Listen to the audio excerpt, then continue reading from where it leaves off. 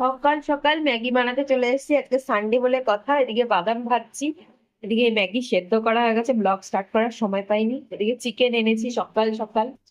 আজকে হবে হচ্ছে ফ্রাইড রাইস। এই ফ্রাইড রাইসের মশলা সবজি সব কেটে রেখেছি, এদিকে চিকেনের সব সবজি কাটা হয়ে গেছে।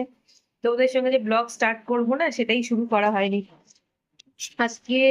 প্রত্যেক দিনের তুলনায় আজকে শরীরটা অনেক ভালো আছে। তো এই তো ওর জন্য একটু ম্যাগি বানাই। কালকে ভেবেছিলাম ম্যাগি বানাবো, মেয়েকে বলেছিলাম যে ম্যাগি বানাবো। তো মেয়ে তো আশায় বসে আছে, তো ম্যাগিটা বানানো হয়নি। তো আজকে যেহেতু সানডে, ওর জন্য বানিয়ে নিলাম ম্যাগিটা, যে বানাচ্ছি। আর দিকে আমাদের ভাতের হাঁড়ি দেখতে পাচ্ছ, ভাত ওখানে ফাঁকা হাঁড়ি, ওগুলোতে রান্না হবে। ছোট হাঁড়িটাতে হয় আপনার তোমাদের দাদার মিনিকেট চালের ভাত, আর বড় হাঁড়িতে আমার অর্ডারের যারা বাসমতি চালের ভাত খায় তাদের ভাত হয়। ওই জন্য আমাদের দুটো হাঁড়ি। আর এদিকে সত্যি দেখো বাসন সব র্যাকতে সুন্দর করে গুছিয়ে রেখেছি। তো চলো ব্লগটা স্টার্ট করলাম। সবাইকে গুড মর্নিং। সবাই কেমন আছো? আশা করি সবাই খুব ভালো আছো। আমি ইন্ট্রো দিতে ভুলে গেছি। চলো আমার সঙ্গে থাকো, ব্লগ দেখতে থাকো। কেমন লাগে তোমরা অবশ্যই কমেন্টে আমাকে জানিও। চলো। এই যে ম্যাগি বানানোর জন্য আলু, পেঁয়াজ, গাজর, বিনস, মটরশুঁটি এইসব ভাজাভাজি করে নিলাম। লঙ্কা দিইনি, মেয়ে খাবে তো ওর জন্য। আর একটু টমেটোও কুচি করে দিলাম। তো তোমাদের সঙ্গে বললামই ফার্স্টে, শেয়ার করা হয়নি। তো ভাজাভাজি করা হয়ে গেছে, এখন একটুখানি মশলা দিয়ে দেবো। মশলাটা কেটে নিলাম।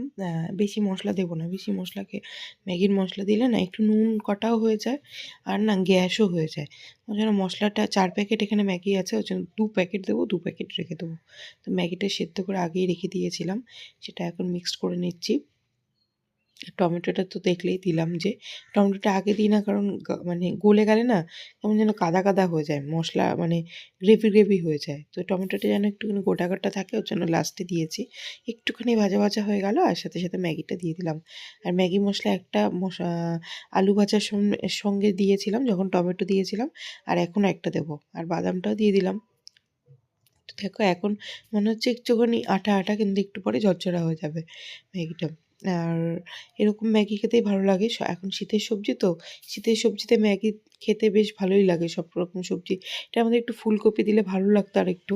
তো ফুলকপিটা না আমার ঘরে ছিল না, এই যে আর একটু মশলা দিয়ে দিলাম। তো এই যে ম্যাগি মোটামুটি বানানো কমপ্লিট হয়ে গেল।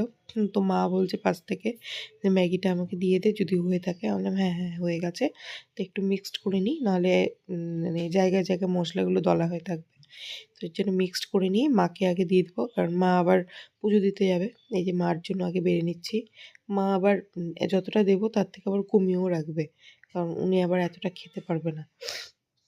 এই তো হচ্ছে ব্যাপার। আর আমি এখন ভয়েস দিচ্ছি, এটা কালকের ভিডিও।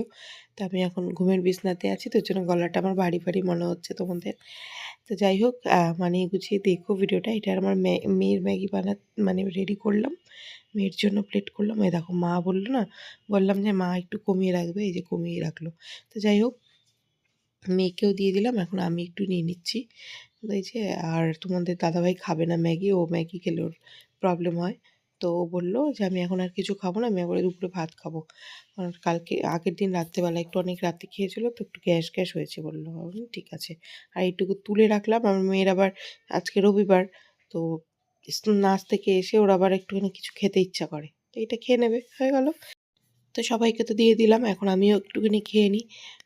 তাড়াতাড়ি করে না খেয়ে নিলে আবার পরে রান্নাতে ঢুকে গেলে না আর খাওয়াটা হয় না। তোমাদের দাদাভাই ফ্রেশ হয়ে নিল, ফ্রেশ হয়ে এখন ও কাজে বেরোবে।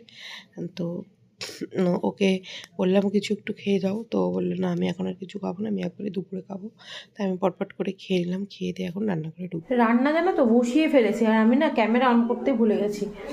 তো যাই হোক, খাওয়া দাওয়া করে আমি মাংসটা বসিয়ে দিয়েছি। এদিকে ফ্রাইড রাইসের দেখো ভাত বসিয়ে দিয়েছি, ভাতে যা যা দেওয়ার সব দিয়ে ফেলেছি। আর এদিকে চিকেনের মানে মাংস বলতে এখন শুধু মশলাটা কষাচ্ছি, তাই এক হাতে না ক্যামেরা করাটা খুব চাপ।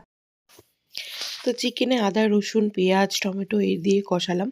তো তোমাদেরকে তো বললামই, ক্যামেরাটা অন করতেই ভুলে গেছিলাম। আমি কাজের এত চাপ থাকে না সকালবেলা, আর রবিবার করে তো আরও বেশি। তাও তো আজকে ভাগ্য ভালো যে মেয়ে আজকে ড্রয়িং ক্লাসে যায়নি, নাহলে তো আমার অবস্থা খারাপ। ওকে নিয়ে ড্রয়িং ক্লাসে যাওয়া, আবার নিয়ে আসা, তারপরে এসে ব্রেকফাস্ট বানানো, তারপরে এসে রান্না করা, মানে বুঝতেই পারছো কতটা পরিমাণ চাপ থাকে। তা আজকে ড্রয়িং ক্লাসে যেহেতু যায়নি, তাও অনেকটা মোটামুটি রিলিফ ছিল। তো যাই হোক, চিকেনটা তো আমি দিয়ে ফেললাম, মশলা দিয়ে একদম তেল ছেড়ে দিয়েছিল। তারপরে চিকেনটা দিলাম, আর দিতে গিয়ে একটা চিকেন নিচেও পড়ে গেছিলো। তো সেজন্য চিকেনটা তো নিচে পড়ে গেছে, ওর জন্য একটুখানি সার্ফ দিয়ে মুছে নিচ্ছি। নাহলে আবার সেই ঘরের জুতো পরে আছে, ওটা পরেই আবার পাড়া লাগবে, আবার ঘরের মধ্যে ওই ঘর এঁটো হবে। তো যাই হোক, যেহেতু একটা ছোট ঘর আমার, ছোট কিচেন, তো খুব সাবধানভাবেই কাজ করতে হয়। চেষ্টা করি যতটা পরিষ্কার পরিচ্ছন্নভাবে থাকা যায়। তারপরে তো আছেই, আর কিছু করার নেই। দেখা যাক ভগবান কবে মুখ তুলে তাকায়। আর তোমরা ভালোবাসা দিও। তো এই হচ্ছে ব্যাপার। তো চিকেনটা দিয়ে দিলাম এখন। চিকেনটা একটুখানি নাড়া দিয়ে ঢাকা চাপা দিয়ে দেবো। তারপরে একটুখানি ভালো করে কষিয়ে নেবো। কষিয়ে নিয়ে জল বলতে কি, ফ্রাইড রাইস হবে তো আজকে, বেশি মানে ঝোল করবো না, একটুখানি কষা কষাই করবো। আর যেহেতু অনেকটা লোকের, মানে বেশি কষাও করলে আবার সবাইকে দেওয়া যাবে না। মশলা মশলা মানে থাকবে, তখন প্যাকেটিং করতে না খুব অসুবিধা হয়ে যায়। তো এই হচ্ছে ব্যাপার। মোটামুটি দেখা যাক কতটুকু করি, ঝোল রাখি। তো একদম তাই বলে টেলটেলে ঝোলও রাখবো না। মোটামুটি কষা কষাই করব। তো এই যে কষিয়ে মানে কষাতে মানে একটু নাড়াচাড়া দিয়ে এখন ঢাকা চাপা দিয়ে দিলাম। তো এখন দেখা যাক কী করি। থেকে ভাতটাও মোটামুটি আমার হয়ে এসছে। ওই দেখো আমার বারবার করে, একবার যে মাংসটা পড়েছে না, বারবার করে মুছছি আমি। হয় না, একটা ভিতরে একটা কেমন যেন গিট গিট গিট গিট করে, কি জানি আবার হয়তো পড়ে আছে নাকি। তো যাই হোক, এদিকে মাংসটা তো ঢাকা দিয়েই দিলাম। এখন যাব হচ্ছে তোমার ফ্রাইড রাইসটা করতে। তো এই যে ফ্রাইড রাইসও দেখো একদম হয়ে গেছে। আমি ফ্রাইড রাইসের সবজিগুলো একটু ভেজে নিয়েছি। ভাতের মাঠটাও ছাঁকা হয়ে গেছে। এদিকে মচমচে আলু ভাজা করে নিয়েছি। চিকেনটা দেখো এরকম গ্রেভি গ্রেভি করেছি, আর প্যাকেটিং করা শুরু করেছি। আর একজন রুটি খায়, ওই রুটিটা আটাটা মেখে নিয়েছি।